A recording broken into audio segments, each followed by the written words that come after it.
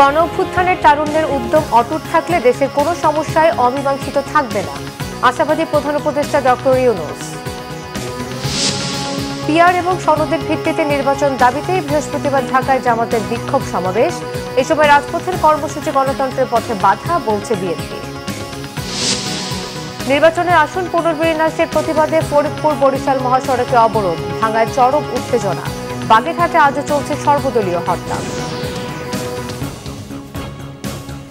দেখছিলেন ground cement সংবাদ শিরোনাম, এবারে বিস্তারিত। চলার পথে নিত্য নতুন চ্যালেঞ্জে হতাশ না হয়ে ঐক্যবদ্ধভাবে মোকাবেলা করতে তরুণদের আহ্বান জানিয়েছেন প্রধান উপদেষ্টা ডক্টর মোহাম্মদ ইউনূস।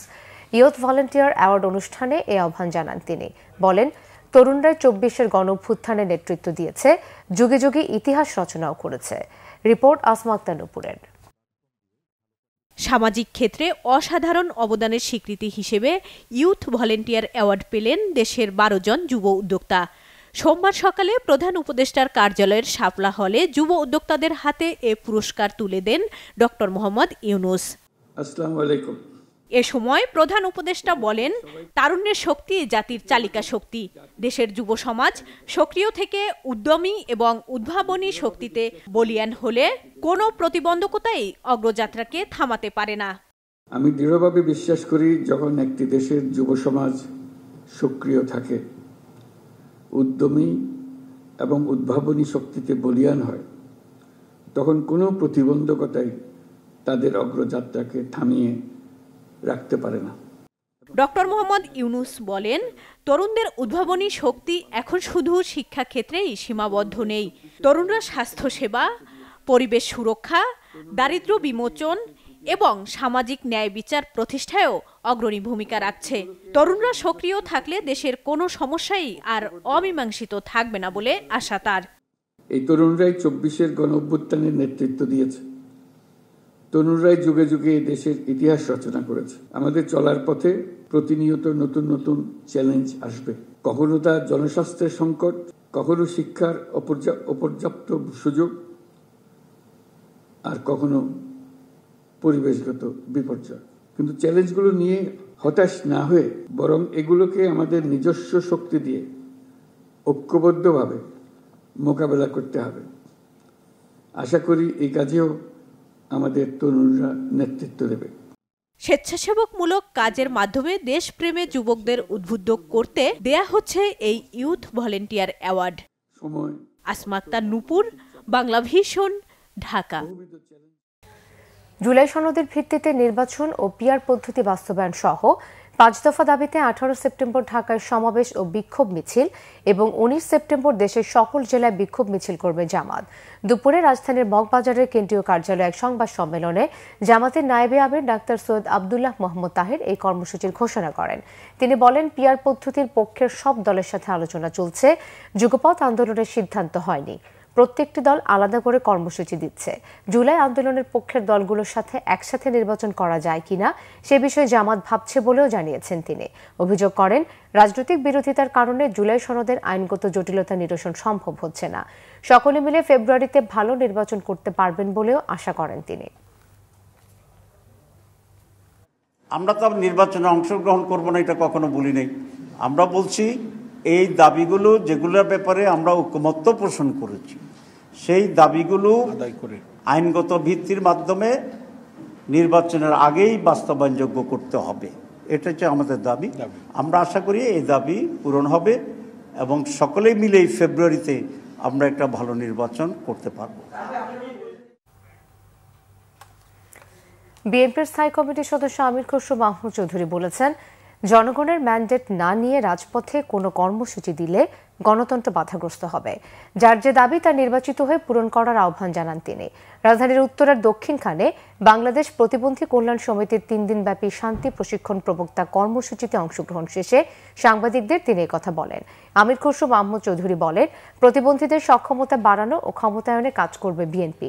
অন্য নাগরিকদের মতো করে রাষ্ট্রের বিনিয়োগ করতে হবে প্রতিবন্ধীদের জন্য। আর্থিক, নৈতিক ও মানবিক বিনিয়োগ করতে হবে। তিনি বলেন, রাজপথের পর্ব শেষ হয়েছে, জনগণের মালিকানা ফেরানোর সময় এখন। গণতন্ত্র ফিরিয়ে আনতে যত দেরি হবে দেশ তত বিপদগ্রস্ত হবে। অভ্যুত্থান পরবর্তী সময়ে দ্রুত নির্বাচন না হলে দেশে বিভক্তি ও গৃহযুদ্ধের শঙ্কা থাকে বলেও মন্তব্য করেন তিনি। আমাদের প্রত্যেকটি দলের বিভিন্ন চিন্তা থাকবে, প্রত্যেকটি দলের নিজস্ব দর্শন থাকবে, ভাবনা থাকবে, ভবিষ্যৎ নিয়ে চিন্তা থাকবে। এটার একমাত্র পথ হচ্ছে জনগণের কাছে গিয়ে আগামী নির্বাচনে ম্যান্ডেট নিয়ে আপনারা যে যা চান সেটা করতে পারবে। এর বাইরে কিছু করতে গেলে সেটা গণতন্ত্রকে বাধাগ্রস্ত করবে। যে সমস্ত আন্দোলনের পরে, বিপ্লবের পরে যেই সমস্ত দেশ যত তাড়াতাড়ি নির্বাচিত সরকারের মাধ্যমে গণতান্ত্রিক প্রক্রিয়ায় ফিরে যেতে পেরেছে সেই দেশগুলো ভালো করছে। আর যারা বিভক্তির মাধ্যমে বিলম্বিত করেছে সেই দেশগুলোতে আপনি দেখবেন সিভিল ওয়ার চলছে, সেখানে সমাজে বিভক্তি চলছে এবং অর্থনৈতিকভাবে পঙ্গু হয়ে গেছে। গণতন্ত্র তো দূরের কথা, একটা কি বলে ফেইল্ড স্টেটে পরিণত হয়েছে। আমরা বাংলাদেশকে সেদিকে নিয়ে যেতে চাই না। মানবতাবিরোধী অপরাধের মামলায় শেখ হাসিনা, আসাদুজ্জামান খান কামাল সহ ৩ জনের বিরুদ্ধে ট্রাইব্যুনালে সাক্ষ্য দিচ্ছেন আমার দেশ পত্রিকার সম্পাদক মাহমুদুর রহমান। সকালে বিচারপতি গোলাম মর্তুজা মজুমদারের নেতৃত্বে ট্রাইব্যুনাল ১-এ সাক্ষ্য গ্রহণ শুরু হয়। এ সময় তিনি সাক্ষাতে বলেন, ২০০৮ সালে দিল্লিতে প্রণব মুখার্জি ও মইনুল আহমেদের বৈঠকে সিদ্ধান্ত হয় শেখ হাসিনাকে ক্ষমতায় আনার। পরে ২০০৮ সালের নির্বাচনে মইনুল আহমেদ ও ডিজিএফআই মিলে নির্বাচন করে শেখ হাসিনাকে ক্ষমতায় আনেন। তিনি আরও বলেন, শেখ হাসিনা ও শেখ মুজিবুর রহমান সেনাবাহিনীকে ঘৃণা করতেন, সেনা বিদ্বেষী ছিলেন। এছাড়াও তিনি শাপলা চত্বর, বিডিআর বিদ্রোহ, আমার দেশ পত্রিকা বন্ধ, তাকে গ্রেফতার, স্কাইপ কেলেঙ্কারি, ট্রাইব্যুনালের যুদ্ধাপরাধী বিচারিক প্রক্রিয়া, বিচার ব্যবস্থা ধ্বংস করার সব বর্ণনা তুলে ধরেন। গণজাগরণ মঞ্চ, মব তৈরি সহ তত্ত্বাবধায়ক সরকার ব্যবস্থা বাতিলে গণতন্ত্র ধ্বংস করার কথা উল্লেখ করেন তিনি। এ মামলায় জাতীয় নাগরিক পার্টির আহ্বায়ক নাহিদ ইসলামেরও সাক্ষ্য দেওয়ার কথা রয়েছে। এর আগে গত ১০ সেপ্টেম্বর তাদের সাক্ষ্য দেওয়ার কথা থাকলেও ব্যক্তিগত কারণে সেদিন তাদের সাক্ষ্য গ্রহণ হয়নি। ট্রাইব্যুনালের প্রসিকিউশন জানায়, এই মামলার ঐতিহাসিক প্রেক্ষাপট হিসেবে তারা সাক্ষ্য দেবেন। এখন পর্যন্ত আন্দোলনে নিহতের পরিবার, জুলাই যোদ্ধা, প্রত্যক্ষদর্শী, চিকিৎসক, সাংবাদিক সহ সাক্ষ্য দিয়েছেন ৪৫ জন, মোট সাক্ষী ৮১ জন। দর্শক, আন্তর্জাতিক অপরাধ ট্রাইব্যুনালে আছেন আমাদের বিশেষ প্রতিনিধি আহমেদ সরোয়ার। আমরা এখন সরাসরি কথা বলবো তার সাথে। সরোয়ার, ট্রাইব্যুনালে দেয়া সাক্ষ্যে আমার দেশ সম্পাদক মাহমুদুর রহমান কি বলেছেন?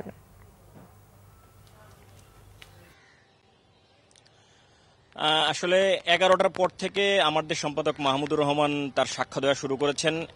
1টার কিছু পরে সাক্ষ্য গ্রহণের বিরতি দেওয়া হয়েছে ট্রাইব্যুনালের পক্ষ থেকে। 2টার পরে আবার সাক্ষ্য গ্রহণ শুরু হবে। তবে আসলে উনি যা বলেছেন তার সারসংক্ষেপ করলে দাঁড়ায় যে 1-11 পর থেকে 1-11 কিভাবে হলো বাংলাদেশে, 1-11 পর থেকে কোন প্রেক্ষাপটে বাংলাদেশে ভারতের সহায়তায় আওয়ামী লীগ ক্ষমতায় এসেছে এবং আওয়ামী লীগ ক্ষমতা আসার পর বিডিআর বিদ্রোহ, শাপলা চত্বরে গণহত্যা, বিচার বিভাগকে কুক্ষিগত করা মাহমুদুর রহমানের ভাষায়, এবং এই আইসিটি ট্রাইব্যুনালে, আন্তর্জাতিক অপরাধ ট্রাইব্যুনালে জামায়াত নেতাদেরকে কিভাবে দণ্ড দেওয়া, এইসব বিষয়ে এবং স্কাইপ কেলেঙ্কারি সবকিছু মিলে আমার দেশ পত্রিকা বন্ধ হয়ে যাওয়া, এই সবগুলো উনি বর্ণনা করছেন। মানে ওনার সাক্ষ্য গ্রহণে যেটা আমরা বুঝতে পারছি সেটা হচ্ছে যে কিভাবে শেখ হাসিনা গণতান্ত্রিক নেতা থেকে আস্তে আস্তে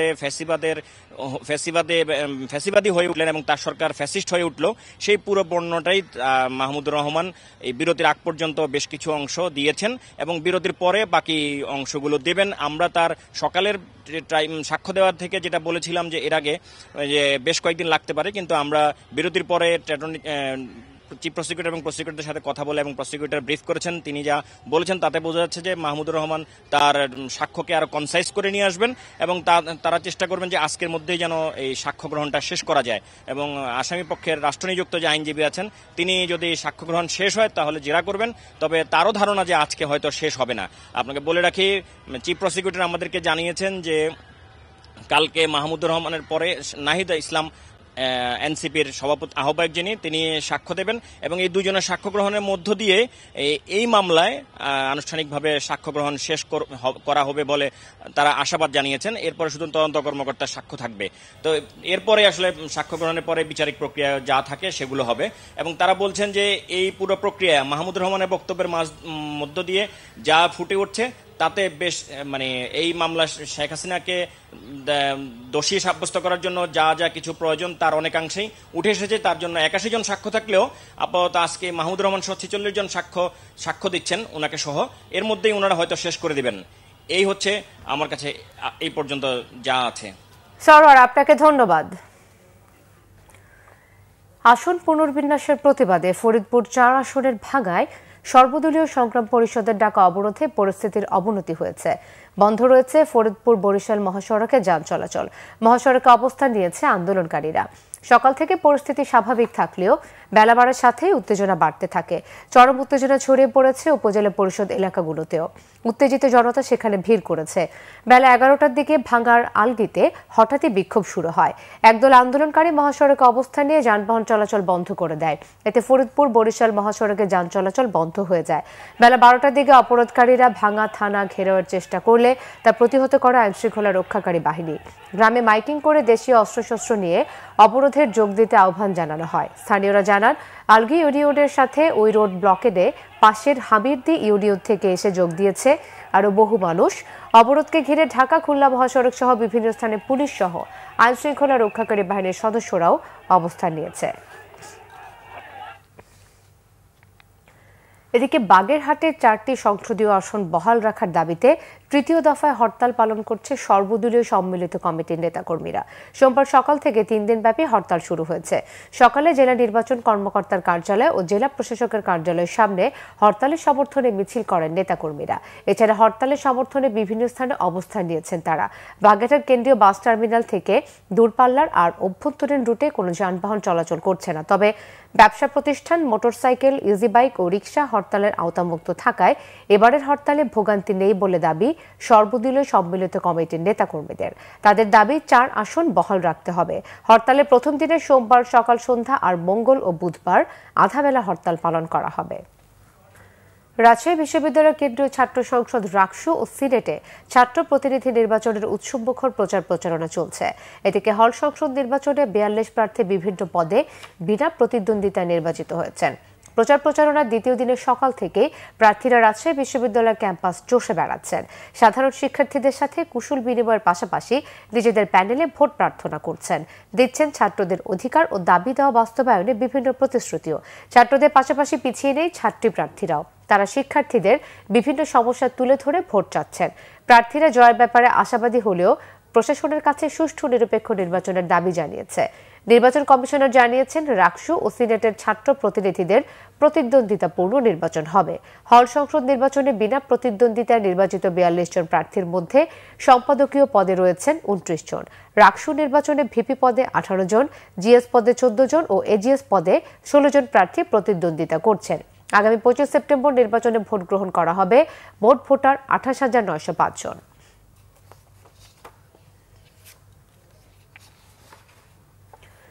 চট্টগ্রাম বিশ্ববিদ্যালয় কেন্দ্রীয় ছাত্র সংসদ চাকসু নির্বাচনে দ্বিতীয় দিনের মতো মনোনয়ন ফর্ম বিতরণ চলছে। চট্টগ্রাম বিশ্ববিদ্যালয় কেন্দ্রীয় ছাত্র সংসদ নির্বাচনে দ্বিতীয় দিনের মতো মনোনয়ন ফর্ম বিতরণ চলছে। দুপুর 12টা পর্যন্ত কেন্দ্রীয় ছাত্র সংসদ 10 এবং হল সংসদের বিভিন্ন পদে 7টি ফর্ম কিনেছেন শিক্ষার্থীরা। এর আগে গতকাল মনোনয়নপত্র বিতরণের প্রথম দিন মনোনয়ন ফর্ম নিয়েছেন 7 ভিপি প্রার্থী সহ 28 জন। মনোনয়ন ফর্ম বিতরণ কার্যক্রম চলবে আগামী 17 সেপ্টেম্বর পর্যন্ত। গত 28 আগস্ট ঘোষিত তফসিল অনুযায়ী 21 সেপ্টেম্বর প্রার্থীদের প্রাথমিক তালিকা প্রকাশ করা হবে। 25 সেপ্টেম্বর প্রকাশ হবে চূড়ান্ত তালিকা। ভোট হবে 12 অক্টোবর। নির্বাচনে মোট ভোটার 27,637 জন। লেনদেনের অনেক ডিজিটাল মাধ্যম থাকার পরও ব্যাংকিং খাতে প্রতি বছর 10% হারে নগদ অর্থের চাহিদা বাড়ছে। এটা কমিয়ে আনতে সরকার কাজ করছে বলে জানিয়েছেন বাংলাদেশ ব্যাংকের গভর্নর আহসান এইচ মনজুর। সকালে রাজধানীর একটি হোটেলে আয়োজিত সেমিনারে একথা বলেন তিনি। গভর্নর বলেন, বাংলাদেশে ডিজিটাল ব্যাংকিং এর প্রয়োজনীয়তা দিন দিন বাড়ছে। এজন্য ক্যাশলেস লেনদেনে সবার জন্য কিউআর কোড চালু করতে যাচ্ছে বাংলাদেশ ব্যাংক। ট্রেড লাইসেন্স নেওয়ার ক্ষেত্রেও আগামীতে কিউআর কোড আবশ্যক করার প্রক্রিয়া চলমান আছে বলে উল্লেখ করেন তিনি।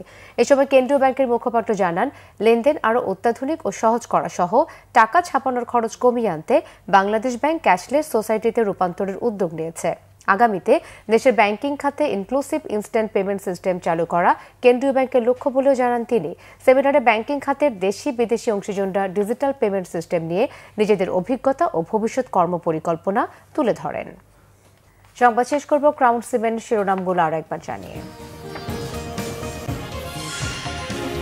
গণঅভ্যুত্থানে তারুণ্যের উদ্যম অটুট থাকলে দেশের কোনো সমস্যায় অমীমাংসিত থাকবে না, আশাবাদী প্রধান উপদেষ্টা ডক্টর ইউনূস।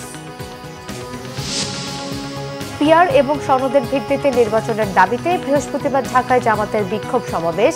এ সময় রাজপথের কর্মসূচি গণতন্ত্রের পথে বাধা বলছে বিএনপি। নির্বাচনের আসন পুনর্বিন্যাসের প্রতিবাদে ফরিদপুর বরিশালে মহাসড়কে অবরোধ, ভাঙায় চরম উত্তেজনা। বাগেরহাটে আজও চলছে সর্বদলীয় হরতাল। এই ছিল এখনকার মতো, পরের সংবাদ বিকেল 4টায়। এর আগে 3টায় রয়েছে নিউজ টপ 10। এতক্ষণ সাথে থাকায় ধন্যবাদ সবাইকে।